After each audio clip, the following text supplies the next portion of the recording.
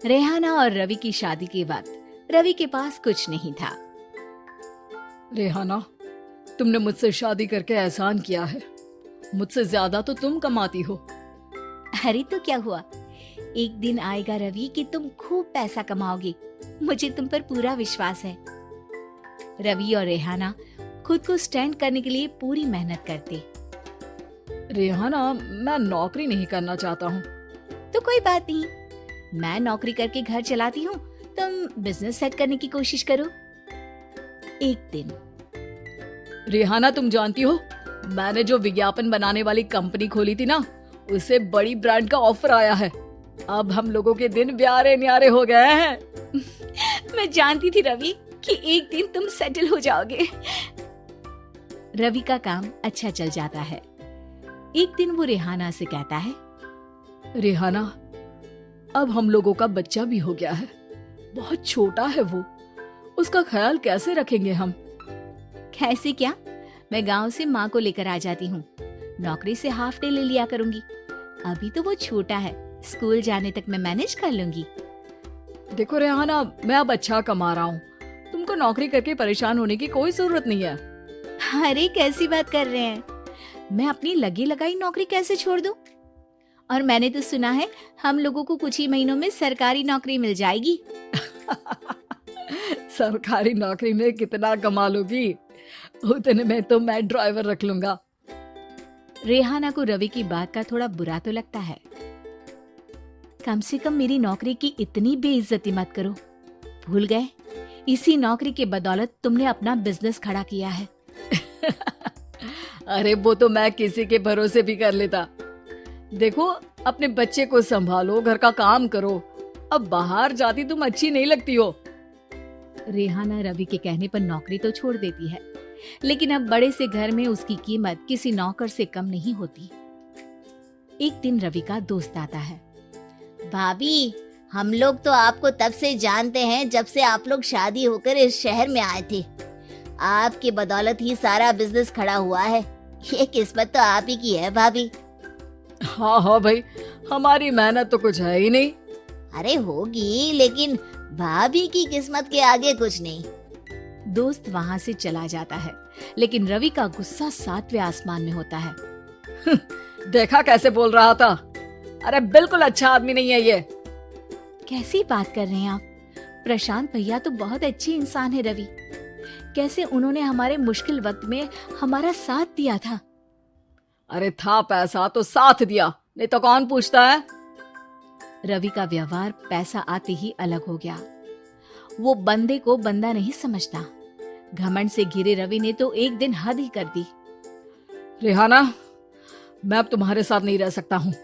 क्या क्या बकवास कर रहे हो रवि? क्या कहना चाहते हो? और क्यों नहीं रह सकते तुम मेरे साथ? देखो, मुझे कोई और पसंद है और उसने साथ रहने पर बस यही शर्त रखी है कि मुझे तुम्हें तलाक देना होगा।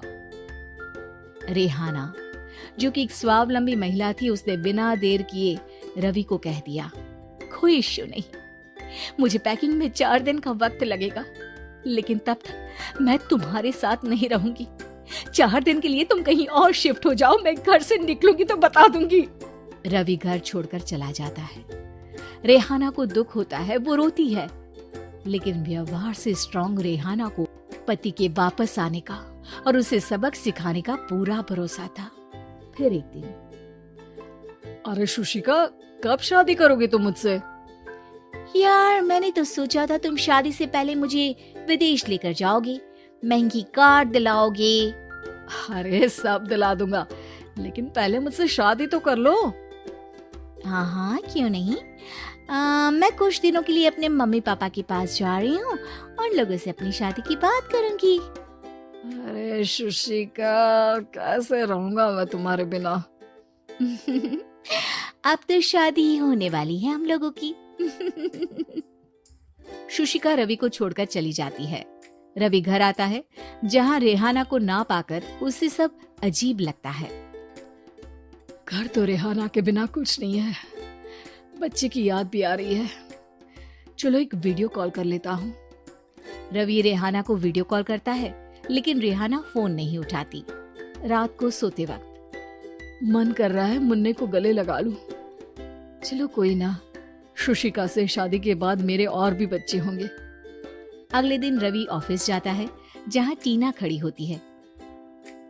सर, आपने अपने नए ऐड के लिए मॉडल की रिक्वायरमेंट डाली थी ना, मैं उसी के लिए आई हूँ। रवि टीना को देखकर खुश हो जाता है। अब शादी हो गई है तुम्हारी? नहीं सर, बस अच्छा सा हैंडसम और अमीर लड़का देख रहे हैं मेरे मम्मी पापा। रवि के दिमाग से तो टीना को देखकर शुशिका का ख्याल भी खत्म हो जाता है। अरे यार, ये लड़की मिल जाए कितनी सुंदर है। शुशिका तो इसके आगे कुछ नहीं है।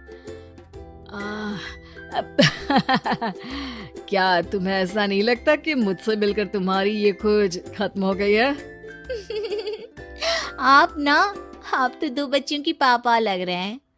अरे नहीं नहीं, मेरी शादी तो हुई थी, लेकिन बीवी को किसी और से प्यार था, मुझे छोड़कर चली गई। खैर, टीना की दोस्ती रवि से हो जाती है, लेकिन 1 महीने बाद शुशिका रवि के पास वापस आती है। मेरे मम्मी पापा तुमसे मिलना चाहते हैं, लेकिन उन लोगों को ये मत बताना कि तुम पहले से शादीशुदा हो, और हाँ, शादी से पहले अपनी सारी प्रॉपर्टी तुमको मेरे नाम करनी होगी। अरे पागल, अब मैं तुमसे शादी ही नहीं करना चाहता। भला ऐसी लालची औरत से कौन शादी करेगा? तभी वहां टीना आ जाती है। रवि, ये पागल सी औरत कौन है? देखो, तुमने ही कह दिया ना पागल, तो पागल ही है। पता नहीं कौन है, कह रही है शादी कर लो, लेकिन शादी से पहले अपनी सारी प्रॉपर्टी मेरे नाम कर दो। बोल तो सही रही है।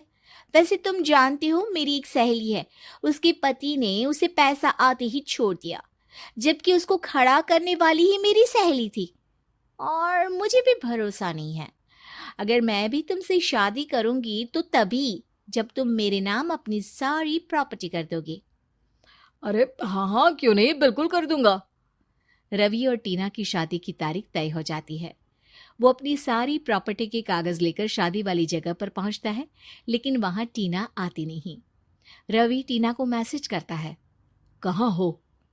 सॉरी, मैं तुमसे शादी नहीं कर सकती, मुझे तुमसे भी ज्यादा पैसे वाला मिल गया। रवि को गुस्सा आ जाता है। वो गुस्से से सारा डेकोरेशन तोड़ रहा होता है कि वहां रेहाना आ जाती है। सर, क्या हो गया? क्या डेकोरेशन पसंद नहीं आई आपको? तुम यहाँ क्या कर रही हो? मैं यहाँ की डेकोरेटर हूँ। क्या आपको पसंद नहीं आई यहाँ की सजावट? रवि दौड़कर रेहाना के गले लग जाता है। मुझे माफ कर दो रेहाना। रवि रेहाना के गले लग जाता है और रेहाना टीना को थैंक्स का मैसेज करती है। इसी तरह के कार्टून वीडियो देखने के लिए कार्टून्स टाइम चैनल को सब्सक्राइब और बेल आइकन को प्रेस करें। और हाँ, वीडियो को लाइक और शेयर जरूर करें। धन्यवाद।